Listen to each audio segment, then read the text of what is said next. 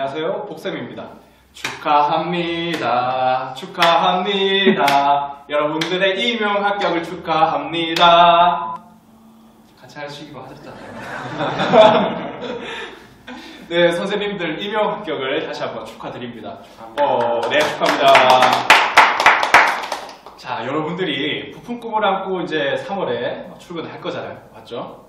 그런데 여러분들이 상상하는 것만큼 현실은 아름답지가 않습니다. 여러분들이 꽃밭을 생각하고 출근하지만 사실 현실은 시궁창인 경우가 많아요. 그래서 오늘 여러분들이 앞으로 교직 생활에서 어떻게 하면은 슬기롭게 헤쳐나갈 수 있는지 여러분들한테 팁을 드리기 위해서 제가 오늘 두 분의 선생님을 모셨습니다. 자, 먼저 제 영혼의 단짝이죠. 네, 항상 함께하는 우리 선호 선생님, 그리고 제가 정말 믿고 의지하는 선생님입니다. 세종시에서 교권 보호하면은 이 선생님을 빼놓을 수가 없습니다. 교권 보호의 전문가 자승원 선생님입니다. 자, 만나서 반갑습니다. 반갑습니다.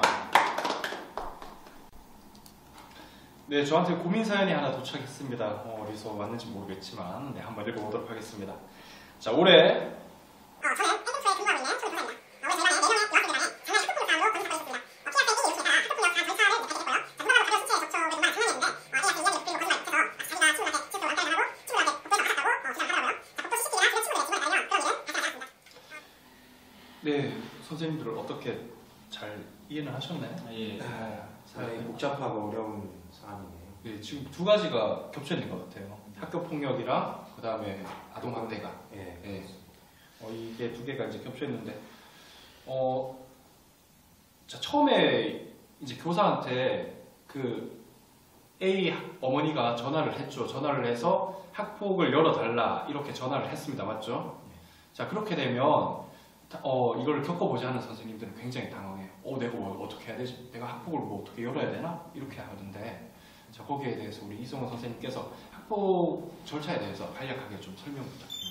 일단 반에서 이런 일이 일어났는데 학부모님께서 이제 학교 폭력 위원회 이런 것들을 열어달라 이렇게 요구를 하시면은 담임 선생님이 온전히 그거를 다 처리하는 것이 아니고 각 학교마다 학교 폭력 책임 교사가 있습니다. 보통 생활부장님이 하시는데 그 책임 교사한테 반드시 이 사실을 전달을 해드려야 됩니다.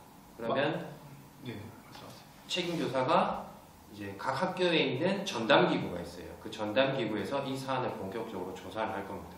그 전담 기구에는 보건 선생님도 있고 상담 교사도 있고 책임 교사 포함이고 학부모도 포함이 되어 있습니다. 그래서 올해부터는 이제 학교장 자체 종결제가 도입이 돼서 전담 기구에서 사안을 조사한 뒤에 4가지의 조건을 판단합니다. 그래서 4가지 중에 하나가 그 학교 폭력이 지속적이었느냐, 그 다음에 이게 재산상의 어떤 피해가 있었느냐, 두 번째 재산상의 피해, 첫 번째 지속성, 그 다음에 세 번째 2주 이상의 진단서를 발급받았느냐, 네 번째 이게 너 학교폭력 신고했지 라고 해서 보복행위로서 일어났느냐, 요 4가지를 그 전담기구에서 책임교사, 보건 상담교사, 학부모들이 합쳐서 이 사안이 이 4가지를 만족하는가 안 하는가를 판단합니다. 그래서 4가지를 한 가지라도 해당이 되면 이거는 교육청에 있는 학교폭력심의위원회로 넘어가게 됩니다. 근데 4가지 모두가 해당이 안 되면 학교장 자체 종결제로 해결이 됩니다. 이렇게 절차가 이루어져 있기 때문에 담임 선생님들이 우리 반이 이런 너무 고민하고 하지 마시고 학교폭력 책임교사가 전달해 드리고 그쪽과 같이 상담해서 처리를 하면 될 것 같습니다. 네. 그렇다면 전담기구로 이게 사안이 넘어가게 되면 담임교사는 거기서 좀 배제가 되는 거죠? 완전히 배제라기보다는 일단은 거기에서 사안 조사를 직접적으로 다 할 거기 때문에, 물론 이제 나는 거기에 사안을 넘겼으니까 나는 이제 몰라 발 빼고 이렇게 하는 태도는 바람직하지 않은 것 같고요. 어떻게 절차가 진행되고 있는지도 담임 선생님이 항상 예의주시하면서 알기는 알아야 됩니다. 알긴 알되 교사 담임 선생님이 마음이 한결 가벼워지시겠어요. 맞죠? 그렇죠. 네. 거기에서 이제 결정되는 대로 하면 되니까. 네. 그러니까 신규 선생님이 마음이 부담이 돼 내가 이걸 어떻게 해결하지 막 고민하고 하실 필요 없이 책임 교사와 함께 해결해 나가면 될 것 같습니다. 학부모에게 전화할 때 좀 주의해야 될 사항 같은 게 있을까요? 주의해야 될 사항, 우리가 여러분 다들 아시겠지만 어떤 범죄를 저질렀을 때도 법원에서 3심을 하지 않습니까? 3심의 최종 판결 나오기 전까지는 우리가 무죄 추정으로 보는 걸 다들 아실 겁니다. 우리가 학부모한테 전달할 때 주의해야 될 게 이 학교폭력 사안은 끝난 게 아니에요. 전담기구에서 조사 중이고 또는 심의위원회에 나와서 판단이 오기 전까지는 결정난 사안이 아닙니다. 그래서 학부모님들한테 전달할 때 설령 그 학생이 뭐 때리고 했더라도 가해자라는 단어를 함부로 써서는 안 됩니다. 그러니까 담임이 내가 지레짐작해서 얘는 가해자, 얘는 피해자 이렇게 단정짓고 그거를 얘는 가해자입니다, 얘는 피해자입니다 이렇게 단정적으로 말하는 것은 바람직하지 않습니다. 그래서 그런 용어를 쓰지 말고 왜냐하면 결론이 안 났기 때문이죠. 그 다음에 두 번째는 각 학생의 진술서가 있을 겁니다. 그러니까 학교폭력 사안이 발생하면 선생님들이 이제 단순히 아이 말만 듣는 게 아니고 기록을 할 거 아닙니까? 학생들이 뭐 오늘 누구를 욕했습니다, 때렸습니다. 그러면 A 학생의 진술서는 A 학생 또는 A 학생 부모님에게만 공유할 수 있습니다. 그러니까 예를 들어서 B 학생이 이제 맞았어요. 그 아버님이 열받아서 와가지고 학교에 와가지고 그 다른 때렸던 학생들이 뭐라고 했는지 좀 보여달라라고 했을 때 자기 자녀 것만 볼 수 있을 뿐이지 다른 학생들의 진술서를 어떤 부모님한테 공개한다. 그거는 절대 해서는 안 됩니다. 요즘은 개인정보도 굉장히 중요해지는 문제이기 때문에 다른 학생들의 진술서를 학부모한테 보여주는 것은 안 되고 자기 자녀 것만 볼 수 있습니다. 그 다음에 또 하나의 주의할 사항은 학부모들한테 전달을 하는데 자 이제 때렸던 학생 학부모한테 전화를 하면 그 학부모님이 또 좋으신 학부모님이면 선생님 정말 너무 죄송합니다. 그래서 제가 사과하고 싶습니다. 상대방 부모님의 전화번호를 좀 알려주세요 라고 하는 경우가 있습니다. 그럴 때 선생님이 이 어머니는 사과를 하겠다고 하시니까 전화번호를 알려드려야 되겠구나 라고 해서 알려주는 것은 바람직하지 않습니다. 그럴 때는 다시 그 사과를 받고 그 B학생의 부모님한테 어머니 오늘 이런 일이 있었는데 A학생 부모님이 사과를 하고 싶어 하시는데 혹시 전화번호를 드려도 될까요? 통화를 한번 해보시겠어요? 라고 동의를 구한 다음에 네 그럼 선생님 연락처를 주세요 하면은 그때 전달 안 해야지 선생님이 임의적으로 학부모의 전화번호를 다른 학부모한테 전달하는 것도 요즘은 굉장히 금지되어 있습니다. 이거를 꼭 중요하게 유념했으면 좋겠습니다. 지금 말씀하신 거는 지금 학폭 사안이 발생하기 전 단계에 왔죠. 그렇죠. 네. 담임 선생님 선에서 이제 무마시킬 수 있는 네. 그런 단계고 이제 이 지금 사례 같은 경우는 방금 읽었던 학폭이 지금 실제로 발생했어요, 맞죠? 네. 그러면 아까 우리 승원 쌤이 말씀하셨던 것처럼 절차가 이제 그렇게 흘러간다라고 이제 알아두시면 됩니다.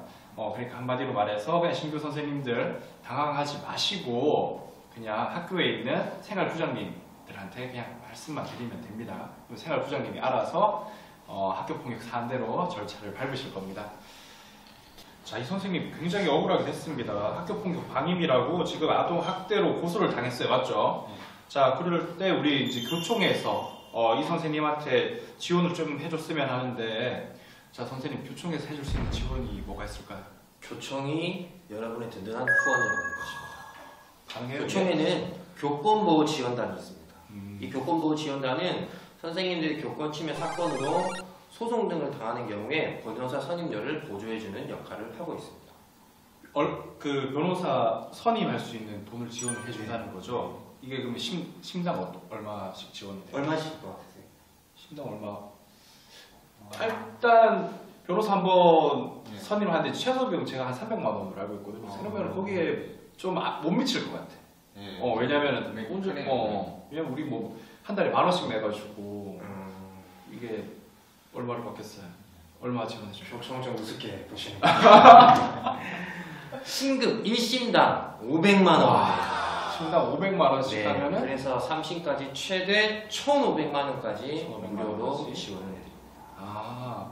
자 그러면은 또 지금 또 교총에 그 선임된 또 변호사가 있다고 알고 있어요. 각 지역에. 네. 교권보호지원단에는 우수한 변호사님들이 각 지역마다 계십니다.